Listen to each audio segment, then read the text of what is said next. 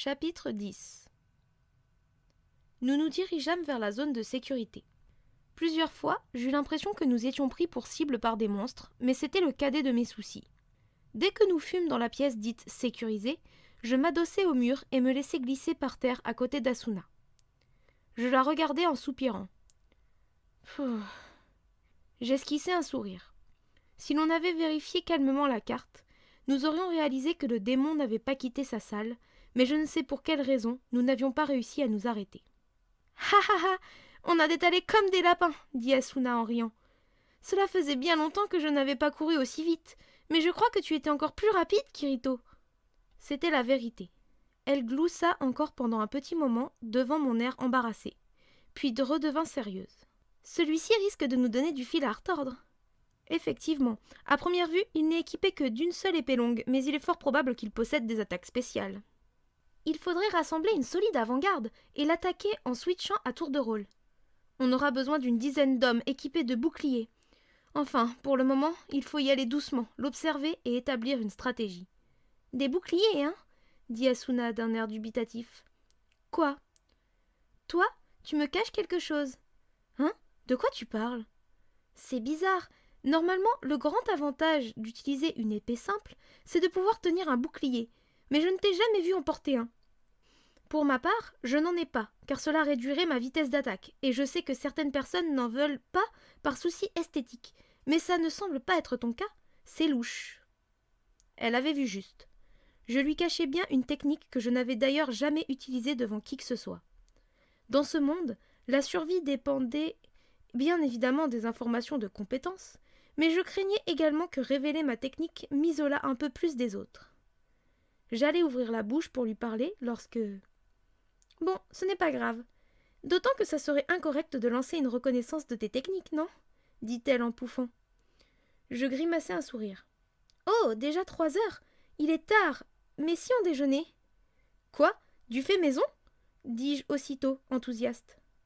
Asuna sourit sans dire un mot, activa son menu et, après avoir supprimé ses gants de cuir blanc, elle fit apparaître un petit panier. Faire équipe avec cette fille a des avantages non négligeables, estimai-je effrontément. À quoi es-tu donc en train de penser ? Demanda-t-elle en me dévisageant. À rien. Enfin, rien d'important.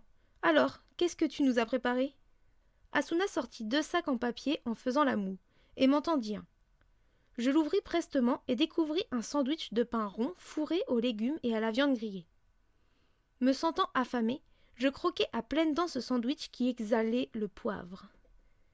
Mon Dieu que c'est bon, pensai-je en avalant plusieurs bouchées. Ça avait la saveur de ces plats exotiques servis dans les restaurants de PNJ dans Aincrad, mais l'assaisonnement était différent.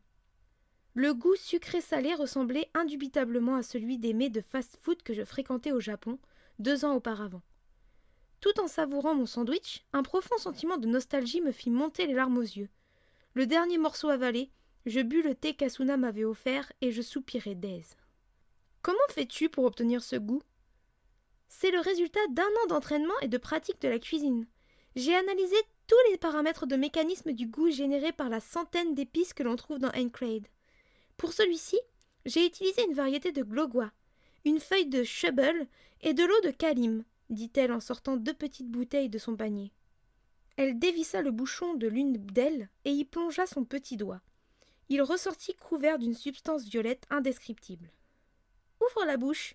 dit-elle en glissant son doigt entre mes lèvres que je venais d'entr'ouvrir machinalement. « De la mayonnaise !» Ce sont des arêtes d'uranfish avec des feuilles de sag et des graines d'abilpa. Cela me faisait penser aux ingrédients d'une potion antidote, mais pas le temps de réfléchir. Je saisis la main d'Asuna et remis son doigt dans ma bouche. « Ah !» cria-t-elle en le retirant. Elle scruta ma réaction et poursuivit joyeusement. « C'est avec ça que j'ai préparé le sandwich. »« Incroyable, c'est parfait. Tu pourrais te faire un paquet d'argent si tu le vendais. » Peut-être. Sincèrement, j'avais trouvé plus savoureux ces sandwichs que la viande du ragoût rabbit de la veille. Non, oublie. Je préférerais que ma part ne disparaisse pas. Ne dis pas de bêtises, je t'en referai si tu veux, poursuivit-elle à voix basse, en pressant doucement son épaule contre la mienne. Le calme qui régnait dans la pièce nous faisait oublier pour un instant que nous étions au cœur des terres de la mort. Si je pouvais manger ce genre de choses tous les jours, je déménagerais volontiers à Selmbourg, près de chez Asuna. Alors que j'ouvrais la bouche pour exprimer ma pensée, un groupe de joueurs en armure apparut du côté de l'entrée de l'étage inférieur. Nous nous écartâmes vivement l'un de l'autre, mais je relâchai la tension en découvrant le chef de la cohorte. Ce porteur de katana était, bien sûr, ma plus vieille connaissance ici. « Oh, Kirito, ça fait un bail !» lança le grand gaillard en souriant. « Tu as donc survécu, Klein ?»« Toujours aussi agréable. Mais que vois-je? Tu es accompagné maintenant ?» dit-il les yeux écarquillés sous l'inévitable bandana de mauvais goût, fixant Asuna qui rassemblait ses affaires. « Oh, vous avez déjà dû vous croiser en allant combattre un des boss, mais je vais faire les présentations. Lui, c'est Klein de la guilde Furin Kazan, et voici Asuna de la confrérie des Chevaliers du Sang. » Asuna inclina légèrement la tête, mais Klein demeura immobile, la bouche grande ouverte. « Bah alors, dis quelque chose, tu lagues ou quoi ?» dis-je en tapotant ses côtes avec mon coude. Bon, bonjour, je m'appelle Klein, j'ai 24 ans et je suis célibataire. Je cognai son flanc un peu plus fort pour l'empêcher de débiter des inepties, mais avant qu'il ne se remette à parler, ses compagnons s'étaient approchés et commençaient aussi à se présenter. Les membres de cette guilde se connaissaient bien avant de venir dans SAO.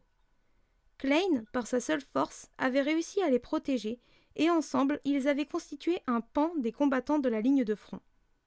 2 ans auparavant, lorsque ce jeu mortel avait commencé, Klein avait pleinement et fièrement accepté cette charge que j'avais moi-même lâchement refusée. Je repoussai ce sentiment de culpabilité et je me retournai vers Asuna. Ce ne sont pas des mauvais bougres si tu ne tiens pas compte de la tête de truand de leur chef. Klein écrasa mon pied de toutes ses forces et Asuna éclata de rire. « Alors, dis-moi, qu'est-ce qui se passe, Kirito ?» demanda-t-il d'un air féroce en agrippant mon bras.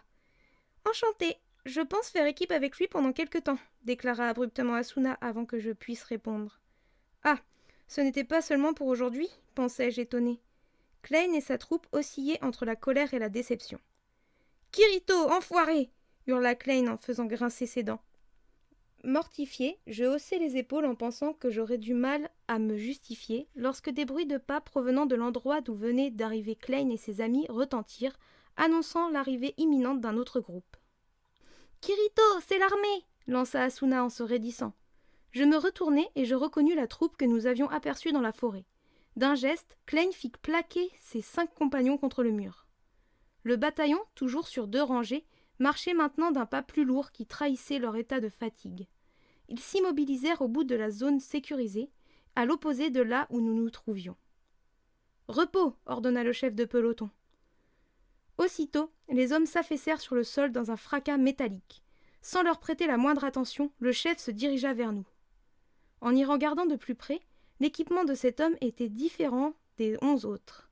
Son armure semblait composée de métal précieux et il arborait sur sa poitrine un blason représentant Aincrad. Il s'arrêta devant nous et ôta son casque. Il était grand, environ la trentaine, des cheveux courts sur un visage dur, des petits yeux perçants sous d'épais sourcils et ses lèvres semblaient scellées. « Lieutenant-colonel Kobatz, de l'armée de libération d'Aincrad », se présenta-t-il d'un air dédaigneux. Je pensais que le terme « armée » était un sobriquet utilisé par les personnes extérieures au groupe pour se moquer de ce dernier. Je me demandais quand elle était devenue leur appellation officielle. Et lieutenant-colonel ? Kirito, solo, répondis-je laconiquement. Avez-vous exploré la zone ? Déclara-t-il avec condescendance. Oui, nous avons cartographié l'ensemble de la salle du boss. Très bien, dans ce cas, j'aimerais que vous me fournissiez vos données. Cette requête me surprit un peu, mais Klein, lui, s'étouffa de rage. Quoi ? Que l'on te fournisse ces données ? Dis donc toi, est-ce que tu sais au moins à quel point c'est difficile d'établir ces cartes ? Les informations concernant les zones inexplorées étaient précieuses. Elles se monnayaient à très bon prix auprès des chasseurs de trésors. Nous nous battons pour vous libérer, vous les joueurs civils. Il est de votre devoir de coopérer, tonna le soldat. Quelle arrogance ! Cela faisait plus d'1 an que l'armée n'avait pas pointé le bout de son nez en première ligne.